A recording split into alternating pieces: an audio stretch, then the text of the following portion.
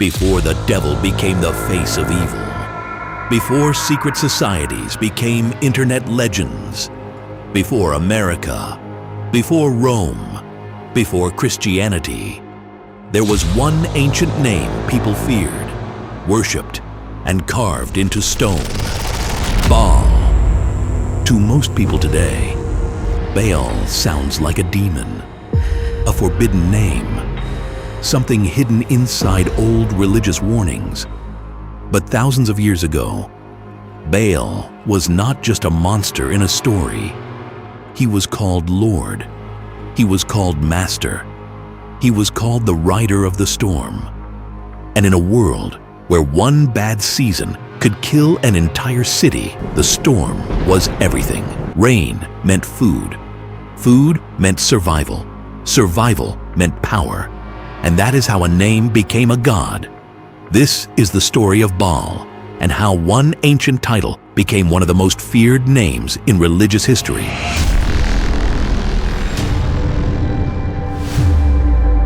Baal did not begin as one simple name.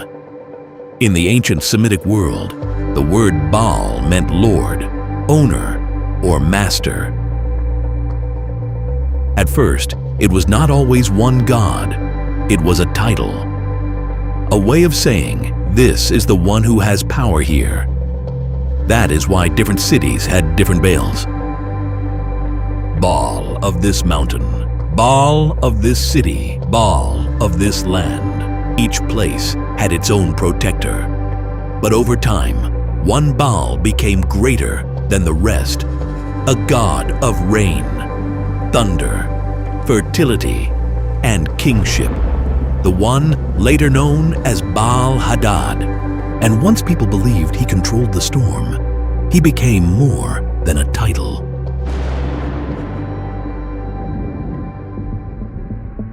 To understand Baal, you have to understand fear, not modern fear, ancient fear, fear of empty fields, fear of dry wells, fear of a sky that refused to rain.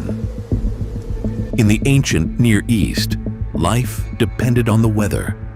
If the rain came, crops grew. If crops grew, families lived.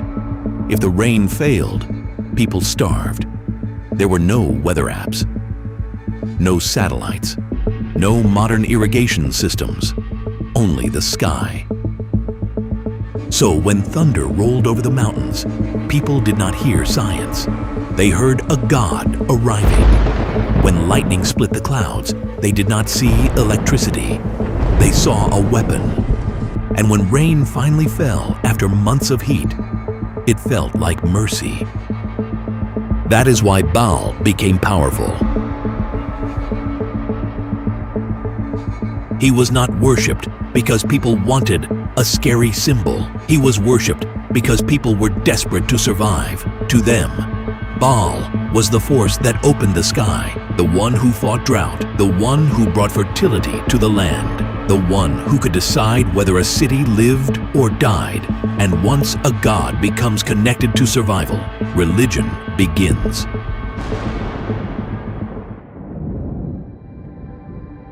Baal worship did not grow from one book or one preacher. It grew from need. Farmers needed rain. Kings needed harvests. Priests needed order. Cities needed a story that explained why the world worked. So temples were built, and Baal became part of daily life. He was not just a god people mentioned in fear. He was a god they asked for rain, a god they thanked for the harvest, a god rulers connected to power. Because if a king could say Baal favored him, then his rule looked blessed. And if the rains came during his reign, people believed the gods were pleased. That is how a storm god became political. That is how weather became religion. And that is how Baal became more than belief. He became a system.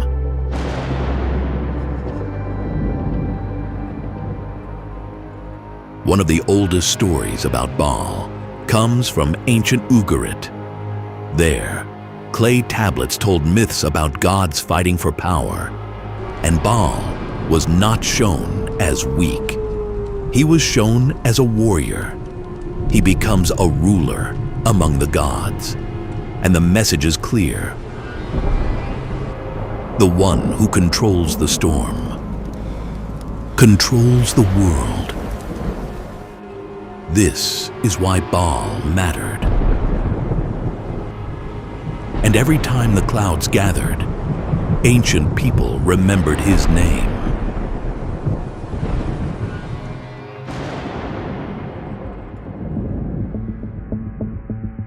The story of Baal did not end with victory, because every harvest has an enemy, death. The season when life disappears from the land. In the myths, Baal faces Mot, the god of death. And this made Baal's story even more powerful, because people could see the same battle every year. The land became dry, plants died, the heat returned, the fields looked empty. Then, later, the rains came back, green returned. People did not just watch the seasons, they gave them meaning. They turned the fear of drought into a story. They turned the return of rain into worship. And Baal became the god who stood between life and death.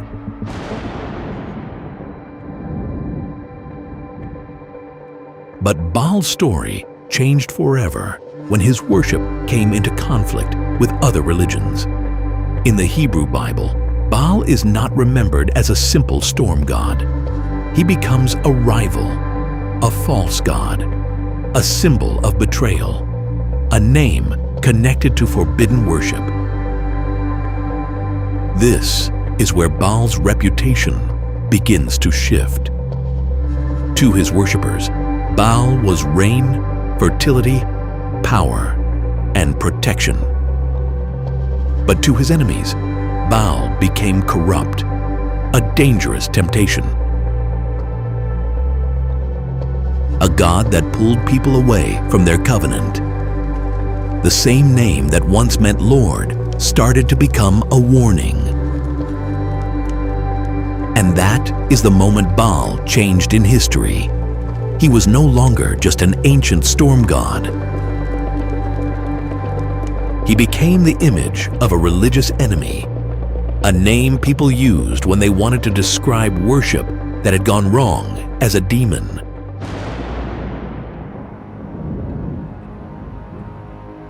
This is one of the strangest things about history. Gods do not always disappear. Sometimes they are renamed.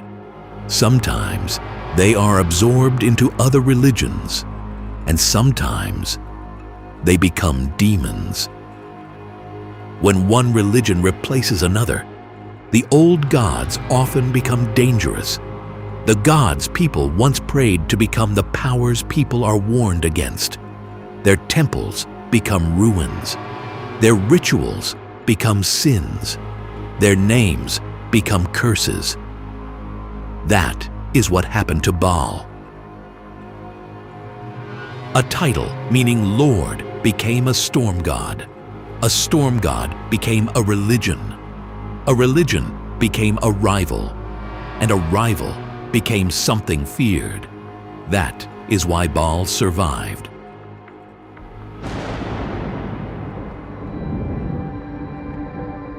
So what was Baal really? Was he a storm god?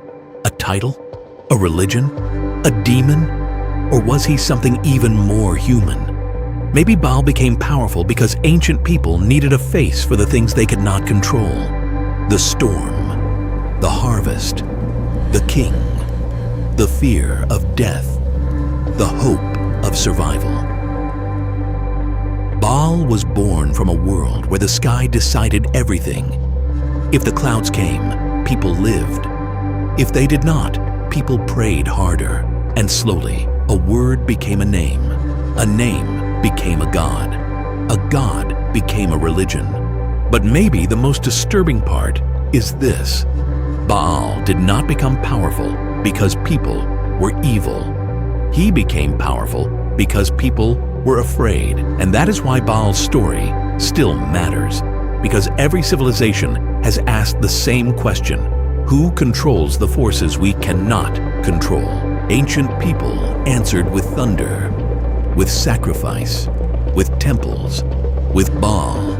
Today, we may not pray to the storm the same way, but we still fear power. We still follow symbols. We still build systems around the things we cannot understand. So imagine if Baal was never just an ancient god, but it was the first warning that whoever controls fear can become a god.